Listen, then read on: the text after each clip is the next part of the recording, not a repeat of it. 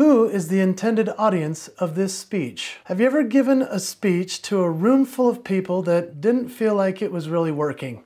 Yeah, sometimes we don't quite know exactly who we're in front of, and that's a lot our fault. And so having an intention and knowing exactly who you're speaking to, that is a fascinating and important part of succeeding as a speaker. Who's your message intended for? We're going to talk about some of the do's and don'ts of this process.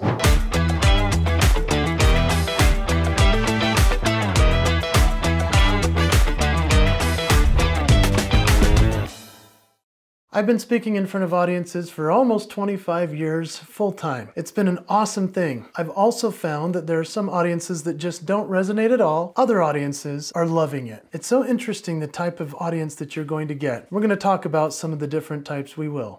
So here's a preview of our main points for today. The importance of knowing your audience. Missteps in audience analysis. Tools and tactics for identifying your audience, real-world examples, and actionable takeaways. Let's dive right in.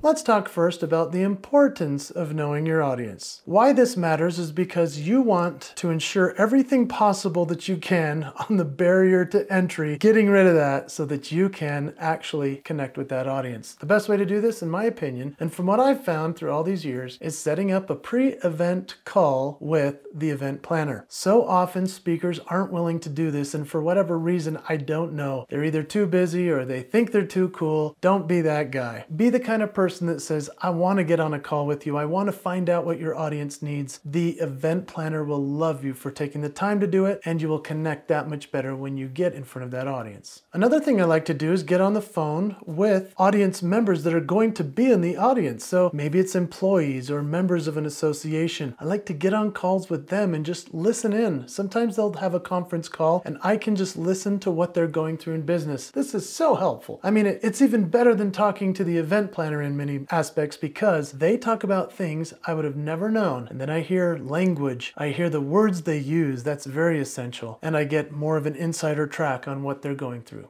So here's the promise factor of that. It's getting to know your audience and understanding more upon what their branding is about. I like to talk about this when I give my message of the promise. You see, there is a promise that every single brand delivers, and everyone in your audience has their brand that they're thinking about as well. I like to call it your leadership promise. And the reason that we all have a leadership promise is because we say we're going to do something and then we need to do it. If we don't, then we've broken the promise. Now, there are certain brands that stand out in this world that I like to share about. For example, Starbucks. I don't know what you think about Starbucks, but whenever I think of Starbucks, their brand for me is that I can get free Wi-Fi in the lobby.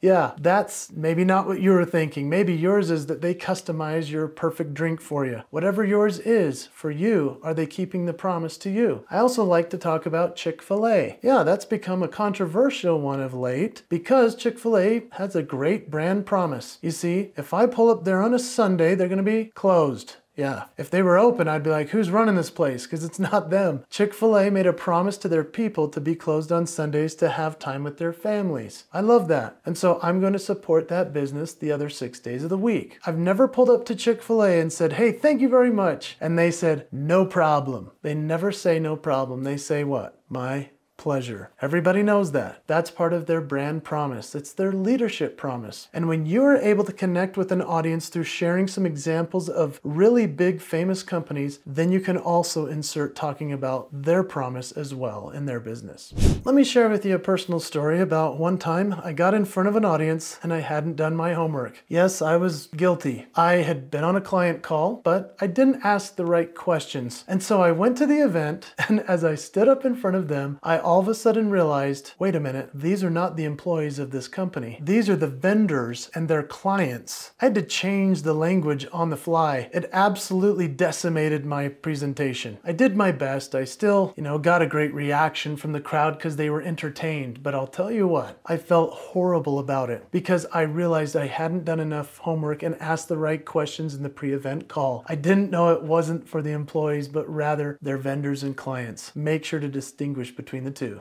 Let's talk about some common missteps in audience analysis. Maybe you're assuming too much about what this audience knows or who's making up this audience. Whether it's the leaders, the executive team, or it's the workers on the front line. Maybe you're thinking they know more than they do about a specific thing and you haven't confirmed that with the audience and with the client first. Maybe don't go too technical in that case, but rather strike a balance in order to have them connect with you and feel that trust that you know what you're talking about and you know that you're talking to them about what they need to hear. One of the best people I've ever seen do this is a guy named Kirk Weisler. Kirk Weisler actually talks to the client up front and then he shows up extra early and he attends the event the entire time until he's on. Then he gets everything in the feel of the audience so that he has no missteps with the audience analysis at all. There's also ignoring cultural nuances. You do not want to do this. Recently I spoke at a casino group with Native Americans and it was a fascinating example for me of how I needed to do better homework even still. You see, I started doing some of my musical impressions of Elton John and Guns N' Roses and fun stuff, and I realized they did not know or care what I was doing. And so I had to change on the fly. I started talking more about family, started talking more about the factors that all of us have that make us uniquely who we are. They didn't want the music as much as they wanted a powerful message and something that aligned with nature that spoke to them, and that was a more powerful way to deliver it. I had to figure it out on the fly. I wish I had done some homework on my audience analysis. Let's talk about tools and tactics for identifying your audience. You could do pre-event surveys. That would be collecting data before the event. One of the best people I've ever seen that did a pre-event survey and call was a guy named Brad Barton. Brad Barton's been around for almost 30 years as a speaker, one of the greats in the world. He's also a world record holder for running. Yeah, the guy's amazing. But I'll tell you, the best thing I can ever tell you about Brad was being on a conference call with him as he learned about the audience. It was so spectacular. He asked the right questions. He dove deep with the client. And I thought to myself, this is so wonderful to hear somebody asking such thoughtful questions about what the audience needs to hear. How about doing some social media scouting? Yeah, go and join the page of the company you're going to talk to. Follow them, comment. And the next thing you know, what's going to happen is not only will you learn more about the audience, but guess what? You'll already have an in with some of the people in the audience once you get on stage. It's pretty cool. If you share that you're at the event and tag them, they're going to start talking about you even more. So it's a promotional piece as well as an engagement piece with the audience. They'll love you for it. Direct interaction is also a really cool tool. There are lots of new things that have been coming out software-wise that you can use on stage in terms of tools and toolkits that would be helpful. Talkadot is one. It's like a live in real-time survey about how you did. Mentimeter, that allows people on their phones to be involved with what's on the screen and actually vote on certain things. There's so many cool new technologies. Make sure that you check them out, test them out, and then apply them into your speech.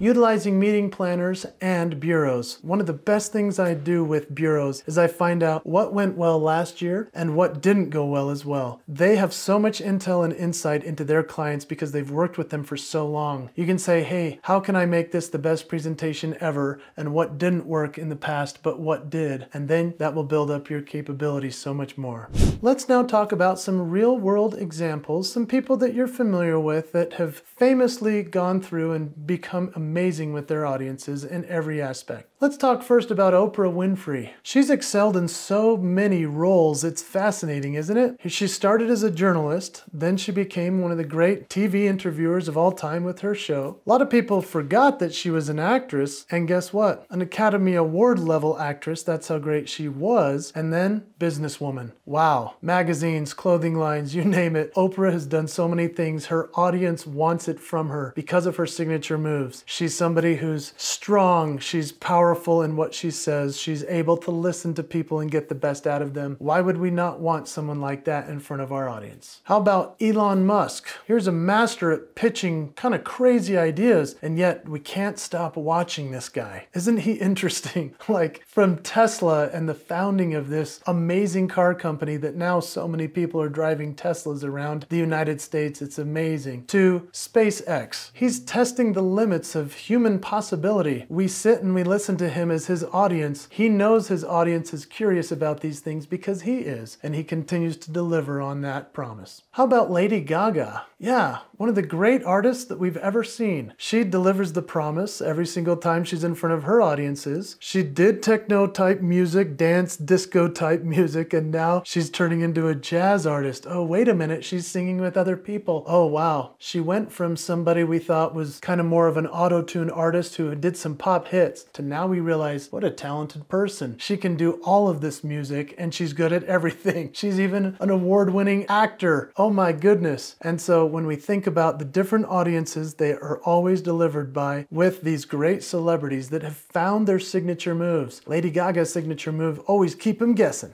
Now let's talk about some actionable takeaways that will help you immediately. I would recommend a checklist for audience identification. Just like I told you my friend Brad Barton is so good on those calls, he actually has it written out what he's going to ask the client. So he's researching demographic data and they're giving him great ideas as to who the audience is. When we evaluate their problem areas, that's also a very important question. Just by saying, hey, what are some challenges that you're facing that we can address in the speech? Tailoring your message. Yeah, have that as something so important that you're going to tell the client, you're going to customize it to them. If you don't, they'll think it's a rote speech, which we don't want you to do. We want you to customize it so the audience feels, oh, this is for me.